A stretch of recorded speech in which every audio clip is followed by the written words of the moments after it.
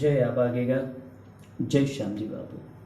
આજે આપણે વાત કરવી છે સતાધારના મહાન સંત શ્યામજી બાપુના જીવન ચરિત્રની। આપણી સૌરાષ્ટ્ર અને સૌરાષ્ટ્રની ધરા એટલે ચેતન સમાધિઓની ધરા અને જાગૃત ભાવે પૂજાતા દેવ તત્વને પામેલા અનેક સંતોની ધરતી એટલે આપણી સૌરાષ્ટ્ર અને સૌરાષ્ટ્રની ધરા। અને એમાંય સતાધાર એટલે સૌરાષ્ટ્રના શિરમોર સમાન પાવન તીર્થધામ। એની અનુપમ અવની અહીં તો સેવા, ભજન અને ભોજનનો ત્રિવેણી સંગમ સમાયો છે। સંતની આલેખ જગાવનાર, સેવાના અખંડ ભેખધારી પૂજ્ય આબાગીગા અને આંબાજરના કાંઠે સતની ધજા, આબાગીગાએ આંબાજરના કાંઠે સતની ધજા ફરકાવી અને સેવાની ધૂણી થકાવી। ત્યાર પછી કરમણ બાપુ, હરિબાપુ, લક્ષ્મણ બાપુ, શ્યામજી બાપુ, જીવરાજ બાપુ, જગદીશ બાપુ અને હાલમાં વિજય બાપુ। આ ગાદીને પરંપરા પ્રમાણે એક પછી એક બધા શોભાવતા આવ્યા છે। એમાં આપણે વાત કરવી છે આજ શ્યામજી બાપુની, જેના અનેક પરચાઓ છે, જેનું નામ નવે ખંડમાં ગુંજે છે, જેને સંત શિરોમણી અને ભક્ત ભૂષણનું બિરુદ પ્રાપ્ત થયું છે, જેના સમયમાં શ્યામજી બાપુનું નામ સાંભળતા જ લોકોના હૈયા ગદગદિત થઈ જતા હતા, જેમના દર્શન માત્રથી લોકો પાવનતા અનુભવતા હતા। મારી સમજણ પ્રમાણે વાત કરું તો આજ સુધીમાં ભાગ્યે જ કોઈ સંત એવા થયા હશે કે જેણે પોતાની હૈયાતી કાળમાં જેના પ્રતિ લોક સમુદાય આટલી દિવ્યતા, આટલી સુહદતા અને આટલો પ્રેમ અનુભવતા હોય। આપણે શ્યામજી બાપુની વાત કરવી છે। તે કયા ગામમાં અને કઈ જ્ઞાતિઓમાં ઉતર્યા છે, તેણે કયા ગામને પાવન કર્યું છે, તેણે કઈ જ્ઞાતિનું નામ ઉજળું કર્યું છે, તેને કઈ જ્ઞાતિને પાવન બનાવી છે, તેમણે કઈ જ્ઞાતિમાં જન્મ ધારણ કર્યો છે, તે કયા ગામમાં ઉતર્યા છે, તેના ઉપર કયા ગુરુની કૃપા ઉતરી છે, કેવું એનું આચરણ હતું કે સંતોના શિરોમણી પ્રસ્થાપિત થયા, ભક્તોના આભૂષણ તરીકે, ભક્ત ભૂષણ તરીકે ઓળખાયા। શ્યામજી બાપુની જીવન ચરિત્રની વાત કરીએ તો પૂજ્ય શ્યામજી બાપુનો જન્મ સાવરકુંડલામાં કડિયા જ્ઞાતિના પરમાર શાખના એક દંપતીને ત્યાં થયો, પરમાર શાખમાં થયો। પરિવારની પરિસ્થિતિ એકદમ ગરીબ, એટલે સાવરકુંડલાની બાજુમાં ભમોદરા નામે ગામ, આ ભમોદરામાં શ્યામજી બાપુના માતા પિતા સાથીનું કામ કરે, ખેતી કરે। ખેતીમાં અત્યારના યુવાનોને કદાચ ખબર ન હોય કે સાથી કોને કહેવાય, તો પહેલાના સમયમાં ખેડૂતની સાથે 24 કલાક રહીને, ખેડૂત સમાન માલિકની સાથોસાથ રહીને 24 કલાક સાથે રહીને કામ કરે, એના 12 મહિને અમુક દાણા કે અમુક રૂપિયા એવા નક્કી કરેલા હોય, પણ એ મજૂરીના બદલામાં એ 24 કલાક પોતે જ ખેતરનો માલિક છે, પોતાની જમીન છે, આવી નીતિથી જે કામ કરે એને સાથી કહેવામાં આવે। તો શ્યામજી બાપુના માતા પિતા ભમોદરા ગામમાં એક પટેલ ખેડૂતને ત્યાં સાથીનું કામ કરે અને પરિવાર સાથે તેઓ ત્યાં જ ભમોદરામાં જ રહે। સાથે 5-7 વર્ષના બાળ શ્યામજી અને મોહન એ બંને બાળકો અને પોતે દંપતી। હવે શ્યામજી બાપુ અને મોહન બાપુ બંને નાના નાના બાળ માતા પિતાની છત્ર છાયામાં અને માતાના ખોળામાં અને પિતાની છત્રછાયામાં આનંદ કિલોલ કરે. ગરીબ પરિવાર, શ્રમિક પરિવાર, પણ સુખી પરિવાર. બંને પુત્રોને માતા પિતાનો અનહદ પ્રેમ પ્રાપ્ત થાય છે અને માતા પિતાને પોતાના બંને બાળકોમાં પૂરી દુનિયાનું સુખ પ્રાપ્ત થાય છે. હરખે ઉમંગે ચાલતો આ ગરીબ શ્રમિક પણ સુખી સંસારના રથના પૈડા અચાનક થંભ્યા. કોણ જાણે નિયતિને શું કર્યું હશે કે તેણે કરવટ લીધી, તેણે પડખું ફેરવ્યું અને શ્યામજી અને મોહન જેવા ફૂલડાને મૂકીને એના માતા પિતાએ ગામત્રું ખેડ્યું. એમનું અવસાન થયું. નાના નાના મોહન અને શ્યામજીને મૂકીને તેના માતા પિતા પ્રભુના ચરણને પામ્યા. 5-7 વર્ષની ઉંમરમાં જ શ્યામજી અને મોહન નોધારા થયા. ખેતરનો માલિક પટેલ પણ ઘણો દુઃખી થયો. તેણે બાળ શ્યામજી અને મોહનની સંભાળ પણ રાખી, પણ કોઈને સંભાળે તો કેટલો સમય સંભાળે બાપ.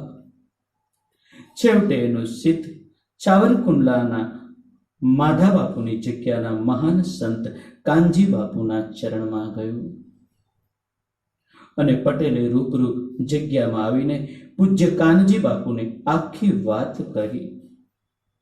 કાનજી બાપુ આખી વાત પામી ગયા અને ગંભીરતાથી વાત સાંભળી અને પટેલને કહ્યું કે પટેલ, તમે ચિંતા ન કરો, કાલે જ હું આવીશ અને 2 બાળકોને હું લઈ આવીશ અહીં જગ્યામાં. અહીં તો ઠાકરનું ઘર છે બાપ, ઠાકરના આંગણે મોટા થશે. અને બીજા દિવસે કાનજી બાપુ પોતાની ઘોડી લઈને ગયા અને બે ફૂલ જેવા બાળ શ્યામજી અને મોહનને ઘોડી ઉપર પોતાના ઘોડામાં બેસાડીને લઈ આવ્યા. પૂજ્ય કાનજી બાપુએ સાથે રાખીને બાપ જેવો પ્રેમ અને મા જેવી મમતા પીરસી. નાનપણથી ધર્મના સંસ્કારો રેડ્યા. ધીરે ધીરે ધીરે સમય પસાર થતો ગયો. શ્યામજી અને મોહન દિવસો પછી દિવસો મોટા થતા ગયા. મહિના પછી મહિના ગયા. વર્ષ પછી વર્ષ વહેતા ગયા અને શ્યામ અને મોહન યુવાન થયા.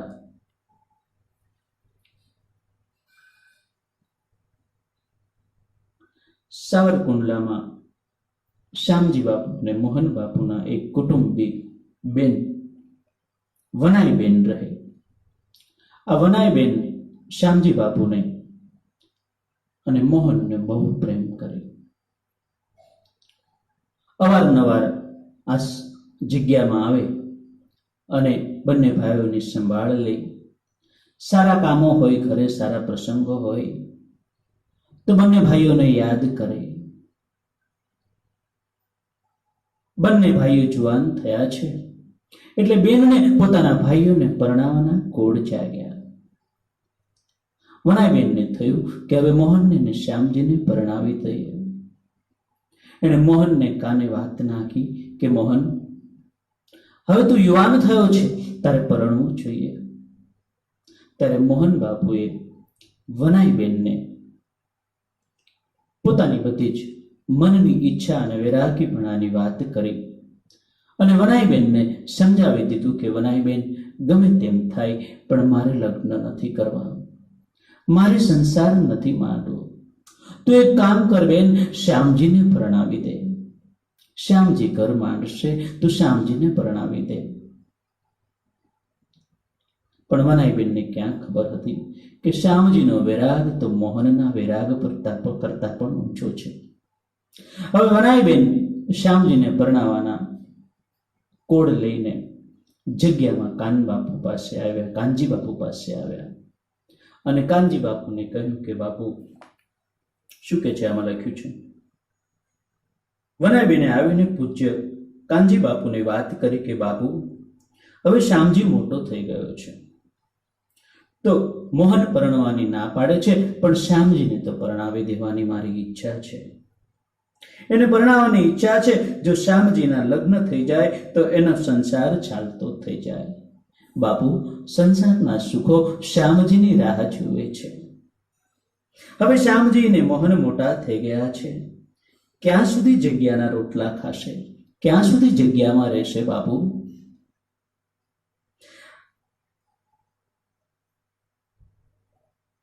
વનાઈબેનનો પ્રેમ એટલે વર્ણાવી ન શકાય એવો પ્રેમ શ્યામજી બાપુ અને ભાઈ મોહન બાપુ ઉપર.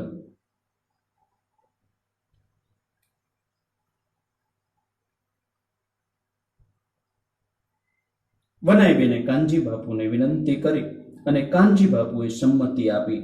એટલે વનાઈબેને શ્યામજી બાપુને બોલાવ્યા અને પરણાવવાની વાત કરી. પણ શ્યામજી બાપુનું મન તો સેવા અને ભજનથી રંગાઈને વૈરાગી બની ગયેલું. ભક્તિ રસમાં ડૂબી ગયેલા શ્યામજીને આ સંસાર રસની વાત સાંભળીને એક ભૂકંપ જેવો આંચકો અનુભવાયો. શ્યામજી બાપુએ વિવેક કેળવી ગુરુ અને મહાસમાન બેનને લગ્ન ન કરવાની ઈચ્છા દર્શાવી. પણ વનાઈબેન એકના બે ન થયા. શ્યામજી બાપુને બહુ સમજાવે છે, પણ શ્યામજી આનાકાની કરે છે. છેવટ કાનજી બાપુ અને કાનજી બાપુની સંમતિ એમાં ભળી. એટલે કાનજી બાપુની સંમતિ અને વનાઈબેનની જીદની સામે શ્યામજી બાપુએ નમતું ચોખ્યું અને શ્યામજી બાપુના લગ્નની તૈયારીથી શ્યામજીના લગ્નની તૈયારી થઈ. પણ શ્યામજીનું ચિત્ત છોડતું નથી. પરાણે બાંધીને સંસાર રૂપી દોરડાથી સંસારી ઘોડાઓ જાણે શ્યામજીને ઢસડી જતા હોય એવું એને ભાછે છે. લગ્ન લેવાના. જાન પરણવા ગઈ અને જાન પરણીને પાછી આવી છે. પાછી ઘેર આવી પોખવાની વિધિની તૈયારી થઈ. પોખણા થાય છે, પણ શ્યામજીનો માયલો વંટોળિયાની જેમ ચક્રાવે છેડ્યો છે. શ્યામજીને અંદરથી અકળામણ થઈ રહ્યું છે. આ બાજુ પોખવાની વિધિ પૂરી થઈ ગઈ અને સ્ત્રીઓ મંગળ ગીતો ગાઈ રહી છે. મીઠી મશ્કરીઓ વચ્ચે શ્યામજીને ઘરમાં પ્રવેશ કરવાની અનુમતિ અપાઈ છે. અને શ્યામજી કોણ જાણે શું થયું. ઘરના ઉંબરાની અંદર એને ભયાનક દાવાનળ દેખાણો. માયાનું સંસાર રૂપી જાળું દેખાણું કે પછી ઉંબરની અંદર એવો છેવાળ દેખાણો કે જેમાં પગ મૂકતાની સાથે જ સંસાર સમુદ્રની અંદર લપચી જવાશે, એમાં ડૂબાઈ જશે, એમાં બંધાઈ જવાની ભીતિ એને સેવાણી. એકવાર સંસાર સાગરમાં પડ્યા પછી ઉગરવું અસંભવિત એને કળાણું હશે. વૈરાગી રૂપી ચિતે શ્યામજીના મનોરથની લગામ સંભાળી અને શ્યામજીની અંદર બેઠેલા સારથીએ જાણે ગીતાના 18 અધ્યાય સંભળાવી દીધા.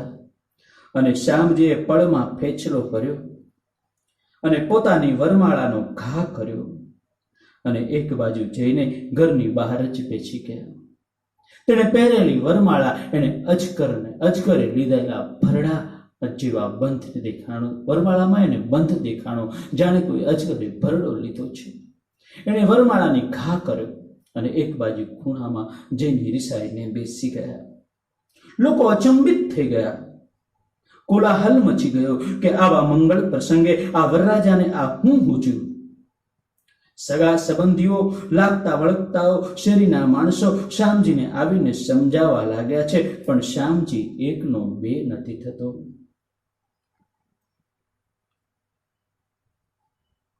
છેવટે કોઈ સમજુ માણસે કહ્યું કે એક કામ કરો, કોઈ જઈને કાનજી બાપુને બોલાવી લાવો. જો એ સમજાવશે ને એટલે માની જશે. કાનજી બાપુની વાતની શ્યામજી અવગણના નહીં કરે. કોઈ તરત જ દોડીને ગયું અને કાનજી બાપુને આખી વાત કરી, સમાચાર આપ્યા. કાનજી બાપુ પણ તરત જ આવ્યા. કાનજી બાપુએ આવીને શ્યામજી બાપુના ચહેરા ઉપર નજર કરી અને જોયું કે આજ શ્યામજીનો રંગ કંઈક જુદો છે. એણે નિશ્ચય કરી લીધો છે કે એનો માર્ગ સંસારનો નથી. એણે ફેસલો કરી લીધો છે કે જે માર્ગે જવું નથી એ માર્ગે ડગ માંડવું નથી. કાનજી બાપુએ કહ્યું, ભાઈઓ, એ સમજશે નહીં.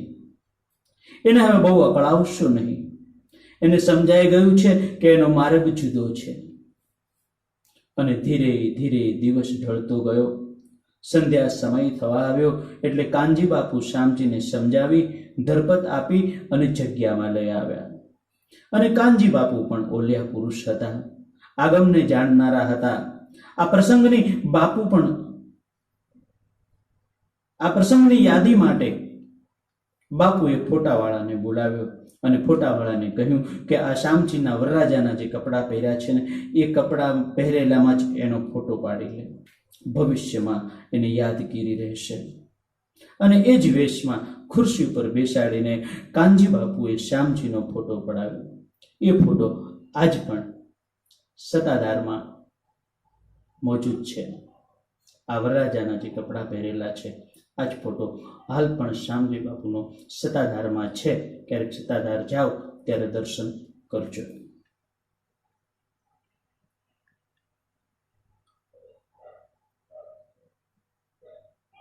હવે આ પ્રસંગ બન્યા પછી શ્યામજી બાપુ બહુ ઉદાસ અને સુનમુન રહેવા લાગ્યા. જોકે મોહન બાપુ એમની સાથે પડછાયાની જેમ રહેતા હતા. બંને ભાઈઓની જોડી જાણે રામ લક્ષ્મણની જોડી હોય એમ જણાતું હતું. પણ શ્યામજીનું મન ક્યાંય છોડતું ન હતું. શ્યામજીની સ્થિતિ જોઈને જગ્યાવાસીઓના પણ હૈયા વલોવાઈ જતા હતા. આવી સુનમનતા અને ઉદાસીનતામાં દિવસો પછી દિવસો વીતતા ગયા. ઘણા મહિનાઓ વીત્યા પણ શ્યામજીના વલણમાં કોઈ ફેર પડતો નથી. એવામાં એક દિવસ ભલગામથી વાલબાઈમાં કુંડલા આવ્યા. આજે ભલગામ છે એ કાનજી બાપુની ગુરુગાદી છે, ગુરુસ્થાનક છે. એટલે કાનજી બાપુ અને વાલબાઈમાં બેઠા છે અને શ્યામજી બાપુ ઉદાસીન ભાવે જગ્યામાં સેવા કરે છે. અને એ સેવા એની જોઈને શ્યામજી બાપુ ઉપર વાલબાઈની નજર ઠરે છે. વાલબાઈની નજર શ્યામજી ઉપર પડી એટલે એ જોઈને કાનજી બાપુએ શરૂથી અંત સુધીની આખી વાત કરી અને પછી ભલામણ કરી કે જો માં તમે મોહનને અને શ્યામજીને થોડો સમય ભલગામ લઈ જાઓ. અહીં બહુ નિરાશ રહે છે, થોડું બહાર હરે ફરે તો એનું મન મોકળું થાય. એટલે વાલબાઈમાં એ આ ભલામણ તરત સ્વીકારી લીધી અને બંને ભાઈઓને તૈયાર કરી અને ભલગામ લઈ આવ્યા. હવે બંને ભાઈ ભલગામ વાલબાઈમાના આશ્રમમાં આવ્યા. અહીં માની હૂફ મળી અને ભગવાન બાપાના ચરણોની રજ, જેમ રામચરણ રજથી અહલ્યા પથ્થરમાંથી નારી બની, એમ આ ભલગામના આશ્રમના રજથી ભલગામની જગ્યાની રજથી શ્યામજી બાપુની ઉદાસીનતા ધોવાઈ ગઈ અને વાલબાઈમાની મમતા એના ઉપર એવી વરછી કે મમતાથી એની તમામ ઉદાસીનતા ધોવાઈ ગઈ અને એક નવા શ્યામજીનું પ્રાગટ્ય થયું. આ બધો જ યશ લોકો વાલબાઈમાને આપવા મળ્યા અને શ્યામજી બાપુને પણ વાલબાઈમાં પ્રત્યે અવર્ણનીય મમતા બંધાણી. સમયનો પ્રવાહ ચાલતો ગયો. ભલગામમાં પણ શ્યામજી લોકોના હૃદય ઉપર રાજ કરવા લાગ્યા. હવે બધાને એમ જ જણાતું હતું કે શ્યામજી બાપુ અને વાલબાઈમાં ક્યારેય જુદા નહીં પડી. હવે શ્યામજી કાયમી માટે અહીં ભલગામની જગ્યામાં જ રહેશે. બધાને શ્યામજી બાપુ ઉપર અનહદ પ્રેમ વર્ચે છે. ગામમાં શ્યામજી બાપુની સેવા જોઈને, શ્યામજી બાપુનો પ્રેમાળ સ્વભાવ જોઈને ભલગામવાસીઓ અને જગ્યામાં આવતા ભક્તો પણ શ્યામજી બાપુ ઉપર ગદગદિત થાય છે. હવે આટલી બધી જ્યારે મમતા બંધાય છે ત્યારે ક્યારેક કોઈના છૂટા પડવાનો પણ ડર લાગે છે. અહીં પણ શ્યામજી બાપુના જીવનમાં એક નવો વળાંક આવ્યો છે.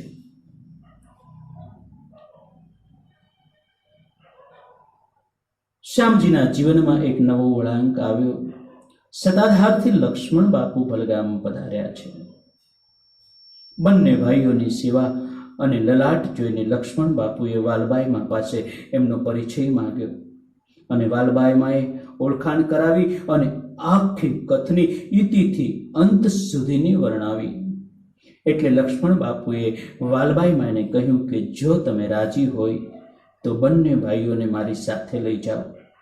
મારો ભાર ઉતારશે એવું મને એના લલાટમાં દેખાય છે. એ શબ્દો ઉપર વિના વિચારે વાલબાઈ માએ બંનેના હાથ લક્ષ્મણ બાપુના હાથમાં ચોંપ્યા અને કુંડલા કાનજી બાપુને ટપાલ લખી અને જાણ કરી કે બંને ભાઈઓએ સત્તાધારની વાટ પકડી છે. અને કાનજી બાપુ પણ ખુશ થયા કે મોટા ઘરે જવા માટે બંને ભાઈઓ નીકળી ગયા છે. કેમ કે કાનજી બાપુની ગુરુગાદી ફલગામ છે, તો ફલગામની ગુરુગાદી સત્તાધાર છે. લક્ષ્મણ બાપુ આવીને લઈ ગયા છે તો તમે ઉપાધિ ન કરતા, એમ વાલબાઈએ માએ લખ્યું છે. શ્યામજી બાપુ અને મોહન બાપુ સત્તાધાર આવ્યા અને તન મન ધનથી સેવામાં લાગી ગયા. મનના વૈરાગી, શરીરના નિરોગી અને સેવામાં સૌને ઉપયોગી એટલે બધાને ગમવા લાગ્યા. અને એમની એકાગ્રતા અને કામ કરવાની સૂઝબૂઝ જોઈને એમના ઉપર કામની જવાબદારી પણ વધારે ને વધારે રહેવા લાગી. અને આ બાજુ ભલગામમાં વાલબાઈ માએ વિદાય લીધી. જે તન મનથી સેવા કરે છે એના ઉપર કામની જવાબદારી પણ વધારે રહે છે. અને સેવા ધર્મ બડા કઠોરા. સેવા મૂકીને કે લાગણીના કાર્યમાં જવું કે વ્યવહારિક કાર્યોમાં જવું એ પણ અઘરું પડી જતું હોય છે. અહીં શ્યામજી બાપુ સાથે પણ કંઈક આવું જ બન્યું છે. આ બાજુ ભલગામમાં વાલબાઈ માએ વિદાય લીધી, દેહનો ત્યાગ કર્યો. સત્તાધારથી સંતો તો ભલગામ આવ્યા છે, પણ શ્યામજી મન હોવા છતાંય ભલગામ આવવા મથતા હોવા છતાં પણ સેવાની જવાબદારીથી બંધાયેલા શ્યામજી 1 મહિનો સુધી નીકળી શક્યા નથી. અને પછી 1 મહિના પછી શ્યામજી બાપુ ભલગામ આવ્યા. હવે 1 મહિના સુધી ત્યાં ભલગામમાં જે શ્યામજી બાપુને બહુ પ્રેમ કરતા હતા, એ લોકોના મનમાં એક માણસ છે ને, માણસ ટૂંકમાં છે, ઘડીકમાં નથી કહેતા કે અંબાડી પર બેસાડે ને ઘડીકમાં, એવી રીતે થોડીક વારમાં તો લોકોએ પોતાની વિચારધારા બદલી નાખી. એ સમજવાનો પ્રયત્ન પણ અમુક લોકોએ ન કર્યો કે શ્યામજી બાપુ ત્યાં સત્તાધાર કંઈક કાર્યભારમાં બંધાણા હશે. અને અમુક લોકો એવો વિચાર કરી લીધો કે ભાઈ હવે તો એને વાલબાઈ માને અહીંયા હતા એટલે વાલબાઈમાં માં કરતા હતા. પણ હવે તો એને મોટું ઘર મળી ગયું, સત્તાધાર જેવા ધામમાં છે, હવે શું કામ વાલબાઈ માને સંભાળ? એક બાજુ એની કટાક્ષ હતી તો એક બાજુ અંદર છુપાયેલો એનો પ્રેમ પણ હતો. એને એમ બધાને એક મનથી, એક અંદરથી, જો કે નહોતા જાણતા છતાંય, પોતે ન જાણવા હોવા છતાંય એને અંદરથી તો એવું હતું કે આપણે શ્યામજી બાપુના દર્શન કરવા છે. અને વાલબાઈ માએ વિદાય લીધી છે એ પ્રસંગે તો શ્યામજી બાપુ આવશે જ અને આવશે જ. અને જ્યારે શ્યામજી બાપુને ન જોયા ત્યારે છીસરા મનના માણસોમાંના મનમાંથી એક આવો ઉદ્ગાર નીકળી ગયો, એક આવું એનું ચિત્ત ભ્રમિત થઈ ગયું. એમને એમ લાગ્યું કે શ્યામજી બાપુ ભૂલી ગયા છે. અને જ્યારે 1 મહિના પછી તેઓ ભલગામ આવ્યા અને વાલબાઈ માના સમાચાર પૂછ્યા અને વાતની શરૂઆત કરી એટલે જગ્યામાંથી કોઈક કડવું બોલ્યો કે હવે શ્યામજીને કોની જરૂર છે? હવે તો એ સત્તાધારમાં મોટા ઘરે છે, હવે એને વાલબાઈ માના સંબંધની શું પડી હોય? આવા શબ્દો જ્યારે કાનમાં પડ્યા શ્યામજી બાપુના, તો શ્યામજી બાપુની આંખોમાંથી દડ દડ દડ દડ અશ્રુધારા વહેવા લાગી અને રોતા રોતા બોલ્યા, ભાઈ શું સંબંધ છે? શું પડી છે? શું પડી છે કે નહીં એ તો મારો અંતર આત્મા જાણે છે. પણ મને તો એ ખબર છે કે વાલબાઈમાં અને કાનજી બાપુના પ્રતાપે આજ એમના આશીર્વાદથી અમે 2 ભાઈઓ સત્તાધારમાં છીએ. એટલું કહીને શ્યામજી બાપુ સત્તાધાર આવવા માટે નીકળી ગયા અને સત્તાધાર આવીને સેવામાં લાગી ગયા. બંને ભાઈઓની સેવા સર્વને આંજી દેતી હતી. બંને ભાઈઓ મૌન અને મુક્ત ભાવે સેવા યજ્ઞમાં સતત મગ્ન રહેતા હતા. દુબળા પાતળા દેહધારી શ્યામજી સૌની નજરમાં વસી ગયો. ગૌ સેવા, સાધુ સેવા, અભ્યાગતોની સેવા, મંદિરમાં પૂજા, રસોડામાં રોટલા ઘડવા હોય, પાણી ભરવું હોય, પૂજા આરતીનું કાર્ય, શ્યામજી ભગત અવિરત કાર્યોમાં પ્રવૃત્તિઓમાં લીન રહેતા. ધીર, ગંભીર અને શાંત મુદ્રા, તપસ્વીનું તેજ અને કાંતિમય ચહેરો એટલે શ્યામજી ભગત. મંદિર પરિસર અને બહાર બધા જ કામમાં શ્યામજી જ મોખરે હોય. જ્યાં જુઓ ત્યાં શ્યામજી, શ્યામજી અને શ્યામજી જ. આ બધું જોઈને લક્ષ્મણ બાપુને પોતાના ગુરુ હરિબાપુએ કહેલ શબ્દો યાદ આવ્યા કે ગાદીપતિ સ્વયં આવશે, ગાદીનો વારસદાર ફક્કડ અને તેજસ્વી અને સરળ હશે. ગુરુમુખના શબ્દો આજ લક્ષ્મણ બાપુને શ્યામજી ભગતમાં ચરિતાર્થ દેખાય છે. ચરિતાર્થ થતા હોય એવું જણાય છે. શિષ્યને ગુરુ શોધવા જવું પડતું નથી, પરંતુ સદગુરુ જ શિષ્યને સ્વયં શોધી લે છે. એ ન્યાય ગુરુ લક્ષ્મણ બાપુએ ઓલિયા અવતારી પુરુષ એવા શિષ્ય શ્યામજી ભગતને શોધી લીધા. ગીતા કથન અનુસાર ભક્ત વિતરાગ હો ઘટે. ગુરુને શ્યામજીમાં વિતરાગપણું અને મહાન ત્યાગ ભાવના દેખાઈ અને સનાતન ધર્મના સૂત્રધાર તરીકે શ્યામજી ભગત સત્તાધારની ગાદી સંભાળવા તથા શોભાવવા 100% સક્ષમ છે. એક વચની છે તથા ઈષ્ટ ભક્તિથી રંગાયેલ છે એવું ગુરુને માલુમ પડ્યું અને આપા ગીગા જેવા સમર્થ સંતની ગાદીના વારસદાર શ્યામજી ભગત જ યોગ્ય લાગ્યા. ગૌ સેવામાં મસ્ત ચાણ વહિતાથી લથપથ એવા શ્યામજી ભગતને ગાદીપતિ મહંત બનાવવાનો ગુરુએ નિર્ણય કર્યો. જ્યારે લોકોમાં ચર્ચા જાગી કે આ મજૂર જેવો લાગતો એકવડા બાંધાનો આ હુક લકડી યુવાન આટલો મોટો કારોબાર સંભાળી શકશે, આવી અટકળો અને શંકા કુશંકા કરતા સંસારીઓને ક્યાં ખબર હતી કે શ્યામજી ભગત તો દ્રઢ મનોબળ અને પ્રચંડ આત્મશક્તિ ધરાવતા મહાન ઓલિયા પુરુષ હતા. સત્તાધારની ગાદી સોંપતી વખતે ગુરુ લક્ષ્મણ બાપુએ ભવિષ્યવાણી કરેલી કે સત્તાધારની ગાદી સંભાળનાર શ્યામજી ભગત ભવિષ્યમાં આ ગાદીનો મહિમા દેશ પરદેશમાં ફેલાવીને આ તીર્થધામનું નામ આખા જગતમાં ગુંજતું કરશે. એમાં કોઈએ જરા પણ શંકા કરવી નહીં. ગુરુના શબ્દો અક્ષરઃ અક્ષર સત્ય પુરવાર થયા. થોડા સમય પછી લક્ષ્મણ બાપુએ વિદાય લીધી. સત્તાધારની સેવા શ્યામજી બાપુએ સંભાળી. પોતાની શક્તિ અને કૌશળ દ્વારા પંચ પ્રાણ પૂર્યા.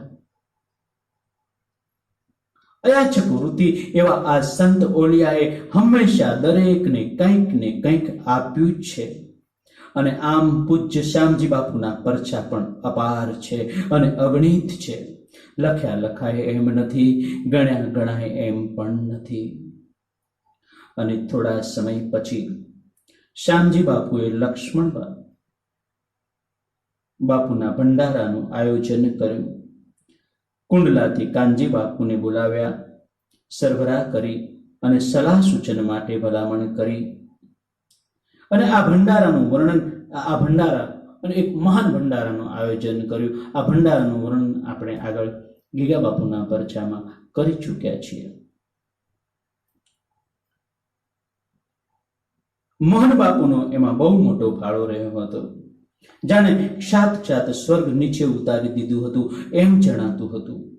એ વખતે વાહનો ઓછા હતા, પણ થોડી ઘણી બસો, ગાડીઓ અને ચાલતા જેઓને જેમ અનુકૂળતા આવે એમ ઘોડા અને લોકોના ટોળે ને ટોળા ઉમટ્યા. અલગ મલકનું માનવ મેરામણ આવ્યું. ગાડા લઈને આવ્યા છે, ઘોડા લઈને આવ્યા છે. સત્તાધારમાં માનવ મેરામણ ઉમટી પડ્યું છે. જ્યાં જુઓ ત્યાં માણા મેદની દેખાય છે અને હૈયાથી હૈયું તળાય છે. સાંજે રેલગાડી આવતી હોય એ પણ આખી ચિક્કાર ભરાઈને આવે. ગાડી ઉપર માણસો લૂમે ને ઝૂમે. જેમ ફાગણમાં ખાખરા ઉપર કેવસુડા દેખાય એમ રંગબેરંગી ગાડી ઉપર પાઘડીઓ દેખાય, ડાળિયા રંગની, લીલા રંગની, પીળા રંગની, કેસરી રંગની. સતાધારનો નજારો આજ અલૌકિક છે. માનવ મેદની ધાર્યા કરતા અનેક ગણી વધી ગઈ છે. સેવકો પણ તન મન અને ધનથી સેવા કરે છે. સેવાનો ઉત્સાહ એટલો બધો છે કે રાત દિવસ પરિશ્રમ કરતા હોવા છતાંય, મહેનત કરતા હોવા છતાંય કોઈને જાણે થાક નથી લાગતો. ઉત્સાહ અનેક ગણો વધતો જાય છે. પણ એક સાંજે એવું બન્યું કે રસોડામાંથી સમાચાર આવ્યા કે શામજી બાપુ પાછે કે બાપુ લાડવા થઈ રહેવા આવ્યા છે. અને હજી તો માણાની આવક તો ચાલુ જ છે, માણાની વણઝાર ચાલુ જ છે, અને રેલગાડી પણ હજી આવવાની બાકી છે. લાડવા હવે ખૂટે એમ જ છે બાપુ. લાડવા વગર લોકોને પ્રસાદી કેમ જમાડશું, લોકોને કેમ જમાડશું? એટલે શામજી બાપુ તરત જ ઊભા થઈને કાનજી બાપુ પાસે આવ્યા અને વાત કરી કે બાપુ ધર્મ સંકટ ઊભું થયું છે. એટલે કાનજી બાપુએ પૂછ્યું કે શું બન્યું છે? શામજી બાપુએ આખી વાત કરી કે બાપુ લાડવા ખૂટે એમ છે, અને હજી માનવ મેદની તો આવવામાં ચાલુ છે, અને લગભગ 5 લાખ માણસો એ સમયમાં થયા હતા જ્યારે કોઈ વાહન નહોતા, પ્લેન નહોતી, એટલી બધી રેલગાડીઓ, 1-2 ગાડીઓ આખો દિવસમાં આવતી હતી, કોઈ બાઇકો નહોતી, મોટર કારો નહોતી, અને 5 લાખ માણસની મેદની એટલે આજના સમયની ગણતરી કરીએ તો કદાચ 5 કરોડ કેવી હોય તો પણ કહેવાય. એટલી બધી ત્યાં ભીડ હતી. અને આ બધાની વ્યવસ્થા આ ભંડારામાં કોઈને પણ તકલીફ ન પડે એવી રીતે કરવામાં આવી હતી. પણ છતાંય જ્યારે લાડુ ખૂટવાની વાત આવી અને કાનજી બાપુને શામજી બાપુએ જ્યારે વાત કરી, એટલે કાનજી બાપુ એકદમ સહજતાથી બોલ્યા, અરે એવું તે કઈ બનતું હશે? વેમ છે, વેમ. વેમના કઈ ઓછળ હોય? લાવો હવે ધૂપ પેટાવો અને ધૂપિયું લાવો એટલે આ વેમ ભાગી જાય. કાનજી બાપુ લોબાનના ભભૂકતા ધૂપિયાને લઈને લાડવાવાળી ઓરડીમાં ગયા અને ધૂપ આપીને ઓરડીના બારણા બહારથી બંધ કરી દીધા.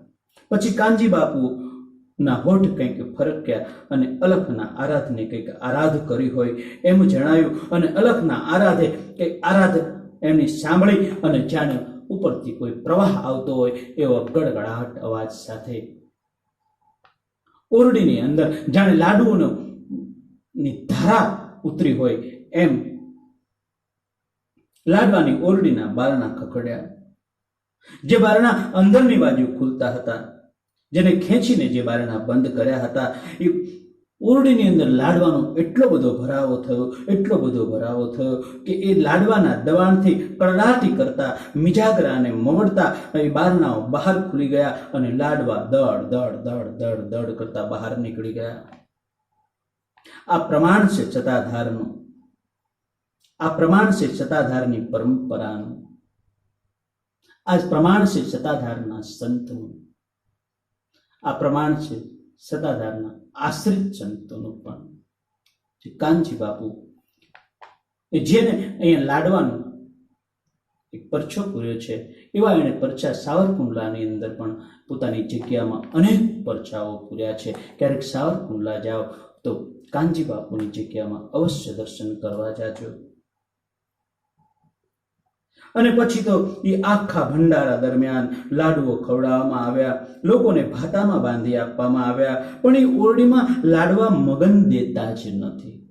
એટલે કે લાડવા થોડા કંઈ ઓછા થતા નથી. આ નાના છોકરાઓ માટે વાત કરું છું. આપણે મોટા તો સમજી છીએ કે મગન દેતા નથી, પણ કદાચ નાના છોકરાઓ ન સમજે તો કે ભાઈ એ ઓરડીમાં જગ્યા થતી જ નથી. જેવી ઓરડી લાડવાની ભરી હતી એમનેમ ભરી રહે છે. આટલા બધા લોકોને ખવડાવે છે, પણ છતાં એ લાડવા ખૂટતા જ નથી. એટલે કે મગન દેતા જ નથી. છેવટે શામજી બાપુએ એ લાડવાનો પ્રસાદ આજુબાજુના ગામડાઓમાં અને ગામે ગામ મોકલ્યો. એમ કાનજી બાપુ પણ ઓલિયા પુરુષ હતા. આ મહેક છે સતાધારની, આ મહેક છે સતાધારના સતની અને સતાધારની પરંપરાની. શ્યામજી બાપુના અનેક પરચા છે, અનેક દુખીઓના દુઃખ શ્યામજી બાપુએ ભાંગ્યા છે. શ્યામજી બાપુની ચરણે આવેલું કોઈ ખાલી હાથ પાછું ફર્યું નથી. શ્યામજી બાપુના પ્રતાપથી સતાધારની ખ્યાતિ દુનિયાભરમાં પ્રચરી છે. ત્યારબાદ સતાધારની ગાદી ઉપર જીવરાજ બાપુ બિરાજમાન થયા અને એકદમ જીવરાજ બાપુ એટલે એકદમ ભક્તિ મૂર્તિ, ભક્ત મૂર્તિ, ઓલિયા પુરુષ, દર્શન માત્રથી દુઃખ ભાંગી જાય એવી મૂર્તિ. એમના પણ અનેક પરચાઓ છે. અને ત્યારબાદ હાલમાં ગાદી ઉપર બિરાજમાન સતાધારના મહંત વિજય બાપુની તો વાત જ શું કરવી. એમના વર્ણન માટે તો શબ્દો જ મળતા નથી. સહજ સ્વભાવ, પ્રેમાળ સ્વભાવ અને તેજસ્વી, 5 હાથ પૂરા સફેદ વસ્ત્રમાં શોભિત જગ્યામાં ફરતા હોય તો એમ જણાય જાણે સાક્ષાત સત્ય, પ્રેમ અને ત્યાગ એટલે કે કરુણા ભક્ત રૂપ ધારણ કરીને આ જે સત્ય, પ્રેમ અને ત્યાગ જાણે ભક્ત રૂપ ધારણ કરીને લોક સેવા કરી રહ્યા હોય એવું જણાય. એમની દિવ્યતા તો એ જેની ઉપર કૃપા કરે છે એ જાણે છે, પરંતુ એની વ્યવહાર કુશળતા અને પ્રેમાળ સ્વભાવની મહેક જગતને આંજી દે એવી છે. પ્રેમાળ સ્વભાવથી તેમની તેજસ્વીતા જગતને આંજી દે છે અને જગતને આંજી દીધું છે. તેઓના સતાધારમાં આગમન પછી સતાધારમાં ઉન્નતિ પણ રોજ બરોજ, દિન પ્રતિદિન દુગની રાત છોગનીની નીતિથી વધતી જાય છે. તેઓએ ગૌશાળા, જીવરાજ ભુવન, જગદીશ ભુવન, મોટા દરવાજાઓ, ઘાટમાં કાયમી પાણી રહે તેવી વ્યવસ્થા, રસોડાનું કામ અને બિલેશ્વર મહાદેવનું નવનિર્માણ જેવા અલૌકિક કાર્યો કરી સતાધારની નામનાને ચાંદા અને સૂરજની જેમ ઝળહળતી કરી છે.